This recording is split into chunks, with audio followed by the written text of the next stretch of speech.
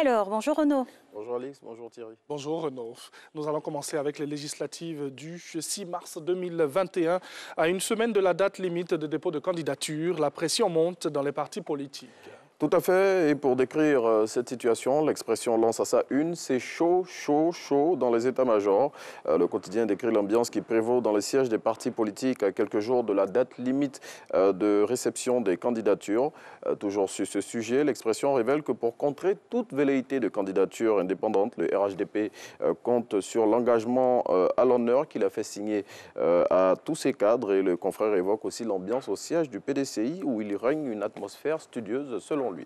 On passe maintenant au RHDP où le Patriote donne des pistes quant au choix des candidats dans ce parti. Oui, devant l'embarras suscité par le nombre pléthorique de candidats au parrainage du RHDP pour ces législatives, le confrère révèle comment vont se faire les choix définitifs de ceux qui vont représenter le parti au pouvoir à ces élections.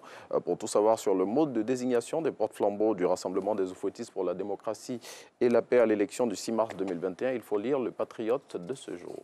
On reste sur le même sujet, choix des candidats de l'opposition pour les législatives. Le nouveau réveil dévoile le calendrier et le mode opératoire. L'opposition a décidé de faire front commun pour affronter le RHDP aux législatives.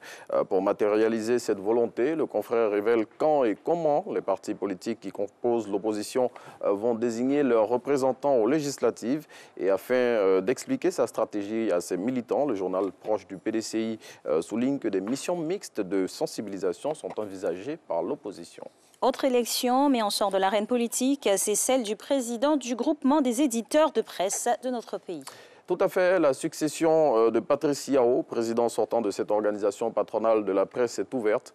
3 candidats sont en lice pour reprendre le fauteuil du président du GEPSI. Il s'agit de Zohré Lassane, directeur général de Biche Édition, de Lucien Agbia, DG de Multiconsult Gestion, entreprise éditrice de PME Magazine, et de Ousmane Si Savané, directeur général du groupe Cyclone. Le nouveau président sera connu au terme du 5e congrès ordinaire du GEPSI qui se tiendra du 15 au 17 janvier 2021. Consommation et cherté de la vie, l'Inter dresse une liste de produits dont les prix pourraient connaître une augmentation. Tout à fait. Après la première vague d'augmentation de prix de produits de première nécessité qui a été annoncée il y a peu, le confrère indique que d'autres augmentations pourraient suivre dans les jours à venir. L'Inter, dans le papier qu'il consacre à ce sujet, révèle les raisons de ces augmentations et apporte des éclairages sur la redevance RTI. Fonction publique maintenant, plus de 1000 fonctionnaires pourraient être renvoyés, nous dit-on. 1413, c'est le nombre d'agents de la fonction publique qui sont menacés de renvoi pour cause d'absentéisme à leur poste. Pour éviter cette sanction suprême, ces fonctionnaires qui pratiquent le travail buissonnier, si on peut le dire ainsi, disposent de la période du 4 au 29 janvier 2021 pour apporter les justificatifs de leur absence selon une note du ministère de la fonction publique dont l'expression a reçu copie. Et chute récurrente d'immeubles en Côte d'Ivoire, eh bien, à qui la faute ? C'est la question que pose Fraternité Matin à sa une d'aujourd'hui, et pour tenter d'y répondre, le journal pro-gouvernemental évoque l'incompétence de certains acteurs de ce secteur d'activité qui requiert des compétences techniques aiguës ou encore la mauvaise qualité des matériaux de construction disponibles sur le marché.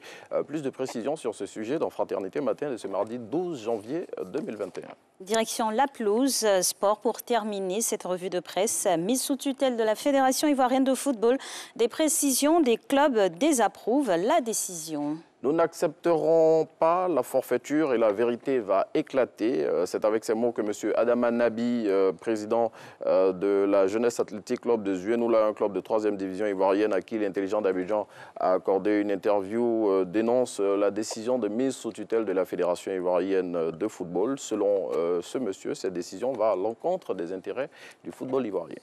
Merci Renaud. Merci Pour toutes ces informations. Et puis tranquillement converger vers les kiosques à journaux pour acheter. On ne cessera jamais de le dire. Il faut toujours continuer à soutenir la presse ivoirienne. C'est important. Merci beaucoup.